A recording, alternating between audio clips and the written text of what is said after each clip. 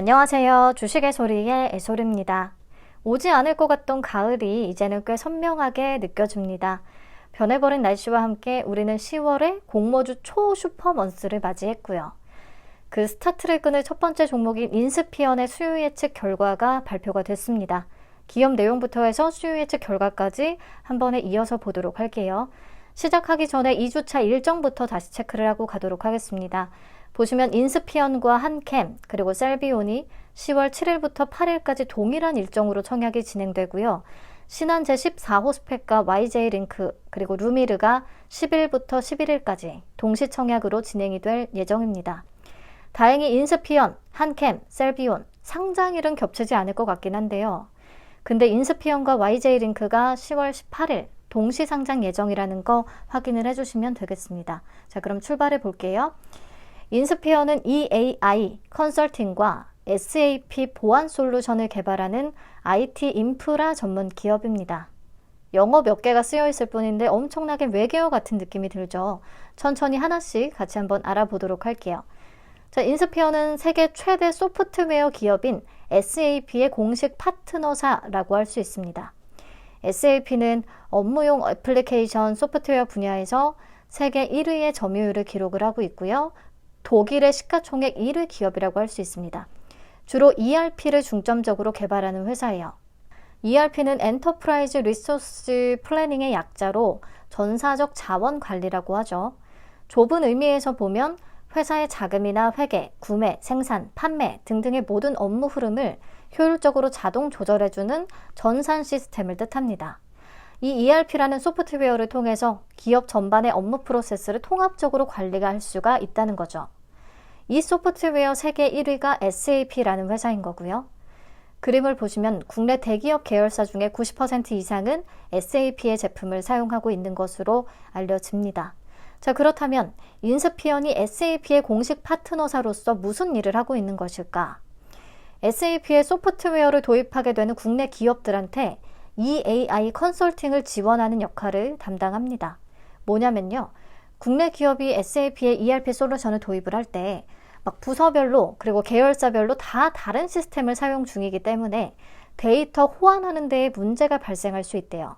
이때 인스피언이 기업 내외부 시스템 간의 상호 연계 작업을 위해서 컨설팅을 제공한다는 거고요. 컨설팅뿐 아니라 시스템 구축이라든지 유지보수 서비스까지 모두 제공을 합니다. 회사는 국내 SAP 연계 EAI 컨설팅 분야에서 국내 1위를 유지하고 있습니다. SAP 시장은 기술적인 장벽으로 인해 전문성이 요구되는 고부가 가치 시장이고 EAI 컨설팅과 시스템 구축을 위해서는 또 고도의 기술력이 요구되는데요. 이 분야에서 높은 기술력과 오랜 업력을 바탕으로 경쟁력을 높여왔고 독점적인 지위를 확보하고 있습니다. 네, 그래서 그동안 인스피언의 성장을 견인한 건 EAI 컨설팅 부문이었다라고 보시면 될 것 같아요. 근데 여기에 더해서 회사는 SAP 보안 솔루션 사업으로 또 진출을 했습니다. 개인정보보호 강화 이슈가 강조되던 2010년부터 시작을 했다고 하는데요. SAP ERP 내에 개인정보 보호를 위한 필수 솔루션을 공급하는 형태고요. SAP로부터 제품의 기능을 확인받아서 인증을 취득했고 현재 국내에서 인증을 취득한 10개 제품 중에서 3개를 인스피언이 보유하고 있습니다. 인스피언의 SAP 보안 솔루션은 국내 시장에서 70%에 달하는 점유율을 기록하고 있고요. 그리고 개인정보 보호뿐 아니라 업무 시스템에서 발생하는 로그 정보를 통합 분석해서 이상 행위를 탐지하는 솔루션도 보유하고 있습니다. 이렇게 다양한 보안 솔루션을 개발해서 고객사에 공급하고 있고요. 이렇게 회사는 국내 SAP 연계 시장의 독점적인 지위 확보를 통해서 시장을 그동안 장악해 왔어요. SAP 관련 솔루션에 집중해 왔는데 사업 다각화를 위해서 국내 최초로 클라우드 EDI 서비스형 소프트웨어 SaaS 커넥스 서비스를 출시합니다. 자, EDI는 뭐냐면 기업 간의 효율적인 데이터와 문서 교환을 위한 시스템을 얘기하는데요. 이 소프트웨어를 활용하게 되면 기존의 수작업으로 처리하던 구매서나 송장 등의 문서 교환을 시스템상에서 편하게 처리할 수 있다고 합니다. 다른 소프트웨어 업체들의 프로그램과의 차별성은요. 클라우드를 통해서 데이터를 교환한다라는 부분에 있는데요. 보통 경쟁사들은 서버를 따로 설치해서 타 회사와 데이터를 교환하는 형태가 일반적이라고 해요. 근데 인스피어는 클라우드를 활용하게 되고 또 사용량에 비례해서 월 구독 비용을 내는 구독형 서비스라서 비용 측면에서도 강점이 있습니다. 그리고 모든 국제문서 표준에 대응할 수 있어서 글로벌 진출도 목표로 하고 있대요. 자, 이 정도 회사가 하고 있는 일을 살펴보시면 될 것 같고 실적 보겠습니다. 지난 3년 동안의 고른 성장을 이어왔습니다. 꾸준히 매출 볼륨이 늘어났고 영업이익률도 개선이 됐어요. 하지만 24년 반기 실적은 양적으로나 질적으로나 둘 다 크게 악화됐습니다. 상반기에 매출 69억 원에 영업이익 6억 원, 당기순이익 6억 원밖에 기록을 못했어요. 전년 동기 대비해서 영업이익은 65%나 감소했습니다. 그리고 영업이익률 또한 8%대까지 뚝 떨어졌죠. 회사 측은 이에 대해서 인건비가 크게 증가한 데다가 상장을 위한 준비 비용과 신규 부여된 스톡옵션에 대한 주식 보상금, 이런 일회성인 비용이 잡혔기 때문이다 라고 얘기를 합니다. 근데 솔직히 인건비는 앞으로도 계속 지속될 가능성이 높고 회사의 수주 잔고 자체가 23년 말 115억 원에서 2분기 말에 81억 원까지 또 감소하고 있어서요. 실적에 대한 신뢰가 약간은 떨어지는 상황인 것 같기는 해요. 이 부분이 조금 아쉽긴 하고요. 넘어가서 공모가 어떻게 산정했는지 간단히 살펴보겠습니다. 비교 기업으로는 모코엠시스와 웹캐시, 그리고 더존 비즈온, 보안, 금융, ERP, 소프트웨어 회사들을 선정을 했습니다. 24년 반기 LTM, 최근 4개 분기 기준의 평균 PER은 30.71배로 계산이 됐네요. 자, 인스피어의 24년 반기 LTM 순이익인 약 39억 원을 적용을 해서 주당 평가가액은 11,958원이 산출됐습니다. 여기다가 할인율 33.10%에서 16.38%를 적용했네요. 할인율은 높지 않았고요. 최종적으로 밴드는 8,000원에서 만원을 제시했습니다.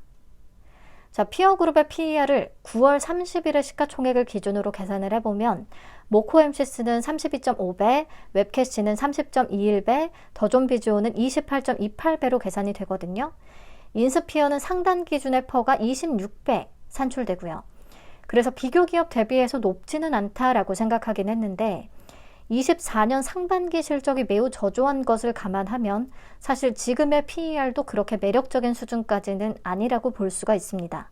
하지만 인스피어의 공모 사이즈, 유통 가능 금액 이런 사이즈 자체가 작기 때문에 상단을 초과할 가능성이 굉장히 컸죠. 그럼 수익 예측 결과 어땠는지 한번 볼까요? 경쟁률은 1069.68대 1을 기록했습니다. 2,323개의 기관이나 참여했어요. 최근의 종목들하고 비교해서 본다면 참여 건수가 아이언 디바이스 다음으로 높습니다. 참고로 아이언 디바이스의 참여 건수가 역대 최다였죠. 인스피언 또한 기관의 참여도가 매우 높았다라는 것을 확인할 수 있습니다. 자, 넘어가서 신청가격 분포표 한번 보시죠. 공모가 밴드는 8,000원에서 만원을 제시했잖아요. 참여한 기관 모두 상단 만원 이상에 분포하고 있습니다. 특히나 13,000원 이상을 써낸 기관이 건수 기준으로 94%를 넘었어요. 거의 대부분은 13,000원 이상을 써낸 겁니다. 하지만 요즘의 분위기가 상단을 30%나 초과해버리면 상장일에 충분히 부담을 느끼는 상황이죠. 그래서 공모가는 상단을 20% 초과한 12,000원에 확정을 해줬는데요. 이것도 조금 아쉽기는 합니다. 결국에는 종목이 가볍다 보니까 그냥 상단을 초과해버린 그런 모습이네요. 경쟁률과 분포표에 비해서 확약은 형편없거든요. 건수 기준으로 2.37%, 수량 기준으로 2.98%. 기관들도 전략적으로 접근하는 것일 수밖에 없는 상황이고 우리도 짧게 치고 빠져야겠습니다. 자, 수익 예측 결과는 확약이 매우 낮기 때문에 그냥 좋다 정도로 봐야겠고요. 공모 개요 좀 체크를 해보죠. 공모가가 12,000원에 확정되면서 공모 규모는 270억 원, 시가총액은 약 1,217억 원의 사이즈로 상장을 추진합니다. 청약은 7일부터 8일까지 진행되고요. 환불까지는 3일이 소요됩니다. 중간에 한글날이 꼈기 때문이죠. 상장은 10월 18일로 예정돼 있고 YJ링크와 겹치는 일정이라고 말씀을 드렸습니다. 예정은 그렇습니다. 그리고 한국투자증권의 단독 주관이고요. 최소 청약 수량은 50주입니다. 증거금 30만 원 필요합니다. 자, 신주 모집 100%로 진행되고요. 우리사주조합에 63,901주가 배정이 됐는데요. 직원 102명 기준 1인당 평균 배정 금액은 약 752만 원 정도로 좀 낮기 때문에 소화는 충분히 될 수 있다라고 봅니다. 자, 그러면 상장일 주가에 가장 큰 영향을 주는 상장일 유통 물량 한번 확인을 해봅시다. 상장 주식 총수의 23.21%에 해당하는 물량은 상장일에 바로 풀릴 수가 있습니다. 유통 물량이 많진 않네요. 그리고 금액으로 계산을 하면 약 282억 원, 유통 가능 금액 200억 원대라는 메리트가 확실히 보이는 거고요. 그리고 상장일에 유통 가능 물량을 보유한 기존 주주는 김용준이라는 1% 이상 주주와 오세훈 외 4인, 전부 다 개인들이 되겠는데 기존 주주의 비중이 높지 않다는 것도 장점입니다. 상장일의 유통 물량 중에 기존 주주의 비중이 7.07% 정도밖에 안 되거든요. 그래서 인스피어는 유통 물량 측면에서는 확실하게 강점을 가지고 있다라고 보시면 되겠죠.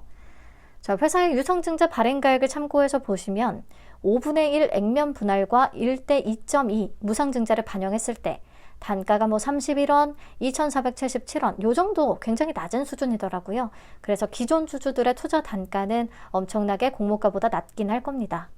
이 밖에 당장에 신경 쓸 물량은 없습니다. 자, 여기까지 정리를 하면 경쟁률이 굉장히 높고요. 공모가 밴드는 8,000원에서 만원을 제시했는데 참여 기관 대부분은 13,000원 이상에 분포하고 있습니다. 공모가는 상단을 20% 초과한 12,000원에 확정이 됐고요. 확약은 건수 기준으로나 수량 기준으로 모두 2%대 굉장히 낮고요. 유통 물량이 23.21%로 적은 수준이고 기존 주주의 비중도 7%대로 낮으면서 유통 가능 금액이 282억 원, 200억 원대라는 게 이 종목의 가장 큰 메리트라고 할 수 있습니다.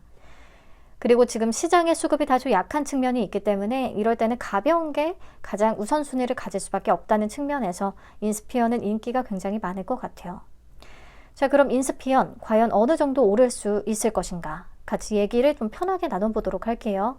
우선 최근 상장일 흐름부터 다시 복귀해 보겠습니다. 자, 전진 건설 로봇, 넥스트 바이오메디컬, K3i. 요때가 진짜 8월에 보릿고개 가장 어려웠던 시기고요. TDS팜 이후에 완전히 반짝 급 살아났다가 유통 가능 금액 200억 원대의 아이온 디바이스가 고가 기준으로 200%를 채 찍지 못하면서 다시금 수급이 조금 약해진 것을 확인하고 있어요. 제닉스도 고가 기준으로 61%에 그쳤죠. 그리고 또 중요한 게 아이온 디바이스와 제닉스 모두 시초가와 고가의 갭이 거의 없었거든요.